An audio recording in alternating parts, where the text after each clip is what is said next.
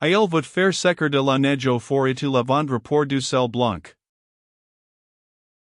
When the Boreas backed away from the land to continue her voyage up the river, the Hawkinses were richer by 24 hours of experience in the contemplation of human suffering and in learning through honest hard work how to relieve it. And they were richer in another way also. In the early turmoil an hour after the explosion, a little black-eyed girl of 5 years, frightened and crying bitterly, was struggling through the throng in the Boreas saloon calling her mother and father, but no one answered. Something in the face of Mr. Hawkins attracted her and she came and looked up at him, was satisfied, and took refuge with him. He petted her, listened to her troubles, and said he would find her friends for her. Then he put her in a stateroom with his children and told them to be kind to her. The adults of his party were all busy with the wounded, and straightway began his search. It was fruitless. But all day he and his wife made inquiries, and hoped against hope. All that they could learn was that the child and her parents came on board at New Orleans, where they had just arrived in a vessel from Cuba, that they looked like people from the Atlantic states, that the family name was Van Brunt and the child's name Laura. This was all. The parents had not been seen since the explosion. The child's manners were those of a little lady, and her clothes were daintier and finer than any Mrs. Hawkins had ever seen before. As the hours dragged on, the child lost heart, and cried so piteously for her mother that it seemed to the Hawkinses that the moanings and the wailings of the mutilated men and women in the saloon did not so strain at their heartstrings as the sufferings of this little desolate creature. They tried hard to comfort her, and in trying, learned to love her. They could not help it, seeing how she clung to them and put her arms about their necks and found no solace but in their kind eyes and comforting words. There was a question in both their hearts, a question that rose up and asserted itself with more and more pertinacity as the hours wore on, but both hesitated to give it voice, both kept silence, and waited. But a time came at last when the matter would bear delay no longer. The boat had landed, and the dead and the wounded were being conveyed to the shore. The tired child was asleep in the arms of Mrs. Hawkins. Mr. Hawkins came into their presence and stood without speaking. His eyes met his wife's, then both looked at the child, and as they looked it stirred in its sleep and nestled closer. An expression of contentment and peace settled upon its face that touched the mother heart, and when the eyes of husband and wife met again, the question was asked and answered.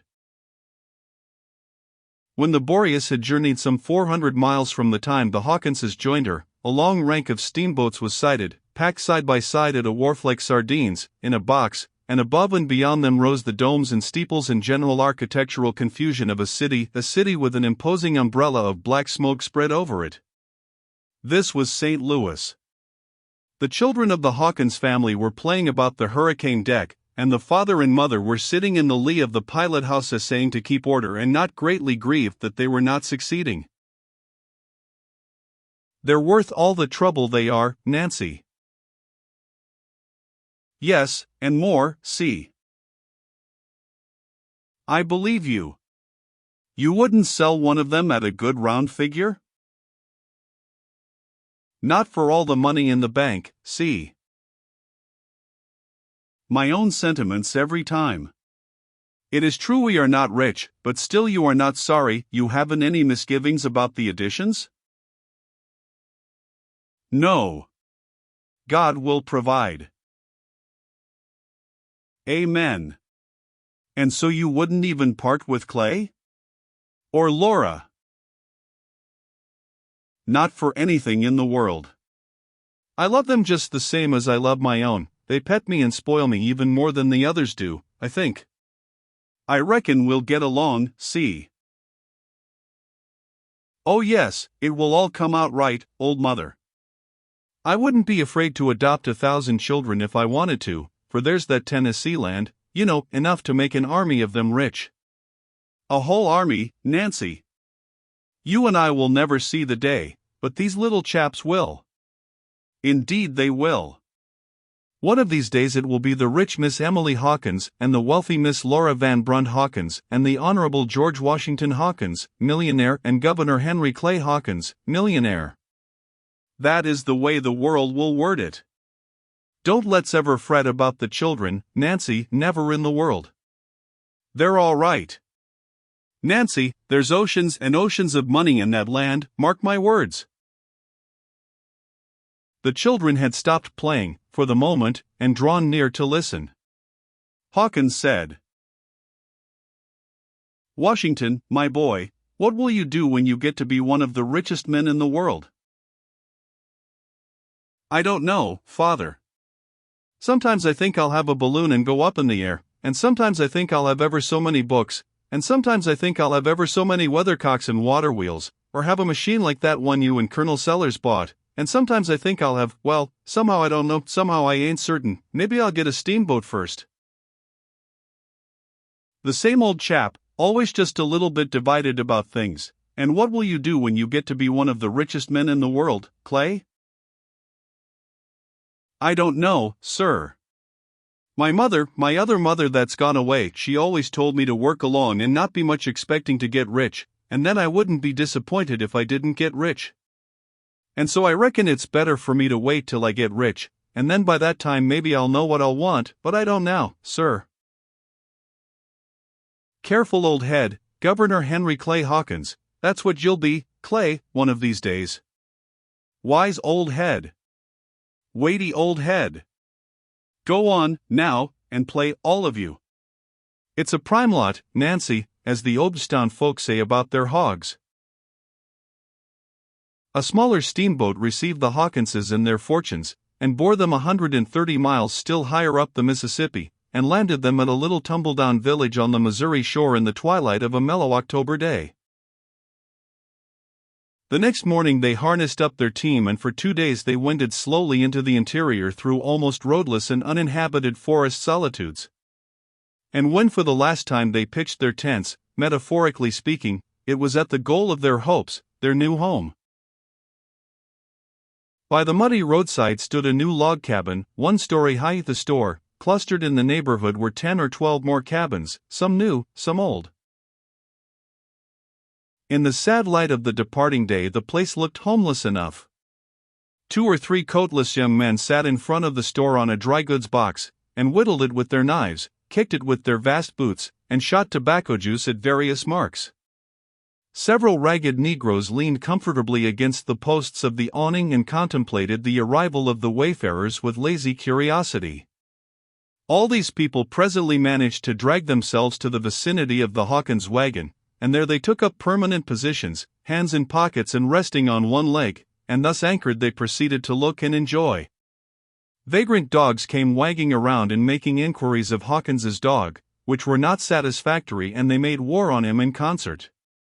This would have interested the citizens, but it was too many on one to amount to anything as a fight, and so they commanded the peace, and the foreign dog coiled his tail and took sanctuary under the wagon.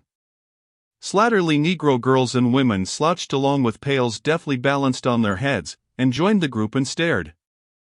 Little half-dressed white boys, and little Negro boys with nothing whatever on but tow linen shirts with a fine southern exposure, came from various directions and stood with their hands locked together behind them and aided in the inspection. The rest of the population were laying down their employments and getting ready to come, when a man burst through the assemblage and seized the newcomers by the hands in a frenzy of welcome, and exclaimed, indeed almost shouted, "Well, who could have believed it? Now is it you sure enough? Turn around. Hold up your heads. I want to look at you good. Well, it does seem most too good to be true, I declare. Lord, I'm so glad to see you. Does a body's whole soul good to look at you? Shake hands again. Keep on shaking hands. Goodness gracious alive. What will my wife say? Oh yes indeed, it's so, married only last week, lovely, perfectly lovely creature, the noblest woman that ever, you'll like her, Nancy. Like her? Lord bless me, you'll love her, you'll dote on her, you'll be twins. Well, let me look at you again. Same old, why bless my life, it was only just this very morning that my wife says, Colonel, she will call me Colonel spite of everything I can do, she says, Colonel, something tells me somebody's coming, and sure enough here you are, the last people on earth a body could have expected.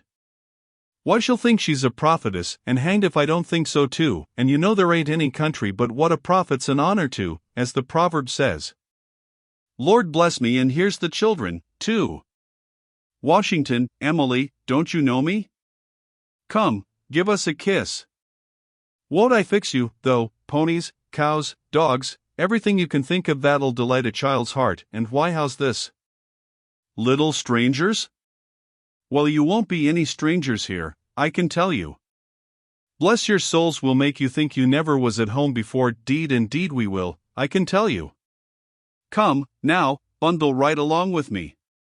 You can't glorify any hearthstone but mine in this camp, can't eat anybody's bread but mine, can't do anything but just make yourselves perfectly at home and comfortable, and spread yourselves out and rest. You hear me? Here, Jim, Tom, Pete, Jake, fly around. Take that team to my place, put the wagon in my lot, put the horses under the shed, and get out hay and oats and fill them up. Ain't any hay and oats? Well, get some, have it charged to me, come, spin around, now. Now, Hawkins, the procession's ready, mark time, by the left flank, forward march. And the colonel took the lead, with Laura astride his neck, and the newly inspired and very grateful immigrants picked up their tired limbs with quite a spring in them and dropped into his wake. P058.jpg, 40K. Presently they were ranged about an old-time fireplace whose blazing logs sent out rather an unnecessary amount of heat, but that was no matter, supper was needed, and to have it, it had to be cooked. This apartment was the family bedroom, parlor, library, and kitchen, all in one. The matronly little wife of the colonel moved hither and thither and in and out with her pots and pans in her hands, happiness in her heart and a world of admiration of her husband in her eyes. P059.jpg, 13K. And when at last she had spread the cloth and loaded it with hot cornbread, fried chickens, bacon, buttermilk, coffee, and all manner of country luxuries, Colonel Sellers modified his harangue and for a moment throttled it down to the orthodox pitch for a blessing, and then instantly burst forth again as from a parenthesis and clattered on with might and main till every stomach in the party was laden with all it could carry. And when the newcomers ascended the ladder to their comfortable feather beds on the second floor, to wit the garret, Mrs. Hawkins was obliged to say, "Hang the fellow, I do believe he has gone wilder than ever, but still a body can't help liking him if they would, and what is more, they don't ever want to try when they see his eyes and hear him talk." Within a week or two the Hawkinses were comfortably domiciled in a new log house, and were beginning to feel at home. The children were put to school, at least it was what passed for a school in those days, a place where tender young humanity devoted itself for 8 or 10 hours a day to learning incomprehensible rubbish by heart out of books and reciting it by rote, like parrots, so that a finished education consisted simply of a permanent headache and the ability to read without stopping to spell the words or take breath. Hawkins bought out the village store for a song and proceeded to reap the profits, which amounted to but little more than another song. The wonderful speculation hinted at by Colonel Sellers in his letter turned out to be the raising of mules for the southern market, and really it promised very well. The young stock cost but a trifle, the rearing but another trifle, and so Hawkins was easily persuaded to embark his slender means in the enterprise and turn over the keep and care of the animals to Sellers and Uncle Daniel. All went well, business prospered little by little. Hawkins even built a new house, made it 2 full stories high and put a lightning rod on it. People came 2 or 3 miles to look at it. But they knew that the rod attracted the lightning, and so they gave the place a wide berth in a storm, for they were familiar with marksmanship and doubted if the lightning could hit that small stick at a distance of 1.5 miles oftener than once in 150 times. Hawkins fitted out his house with store furniture from St. Louis, and the fame of its magnificence went abroad in the land. Even the parlor carpet was from St. Louis, though the other rooms were clothed in the rag carpeting of the country. Hawkins put up the first paling fence that had ever adorned the village, and he did not stop there, but whitewashed it. His oilcloth window curtains had noble pictures on them of castles such as had never been seen anywhere in the world but on window curtains. Hawkins enjoyed the admiration these prodigies compelled, but he always smiled to think how poor and cheap they were, compared to what the Hawkins mansion would display in a future day after the Tennessee land should have borne its minted fruit. Even Washington observed, once, that when the Tennessee land was sold he would have a store carpet in his and Clay's room like the one in the parlor. This pleased Hawkins, but it troubled his wife. It did not seem wise, to her, to put one's entire earthly trust in the Tennessee land and never think of doing any work. Hawkins took a weekly Philadelphia newspaper and a semi-weekly St. Louis journal, almost the only papers that came to the village, though Godey's Lady's Book found a good market there and was regarded as the perfection of polite literature by some of the ablest critics in the place. Perhaps it is only fair to explain that we are writing of a bygone age, some 20 or 30 years ago. In the two newspapers referred to lay the secret of Hawkins's growing prosperity. They kept him informed of the condition of the crops south and east, and thus he knew which articles were likely to be in demand and which articles were likely to be unsaleable, weeks and even months in advance of the simple folk about him. As the months went by he came to be regarded as a wonderfully lucky man. It did not occur to the citizens that brains were at the bottom of his luck. His title of squire came into vogue again, but only for a season, for, as his wealth and popularity augmented, that title, by imperceptible stages, grew up into judge. Indeed it bade fair to swell into general by and by. All strangers of consequence who visited the village gravitated to the Hawkins mansion and became guests of the judge. Hawkins had learned to like the people of his section very much. They were uncouth and not cultivated, and not particularly industrious, but they were honest and straightforward, and their virtuous ways commanded respect. Their patriotism was strong, their pride in the flag was of the old-fashioned pattern, their love of country amounted to idolatry. Whoever dragged the national honor in the dirt won their deathless hatred. They still cursed Benedict Arnold as if he were a personal friend who had broken faith, but a week gone by,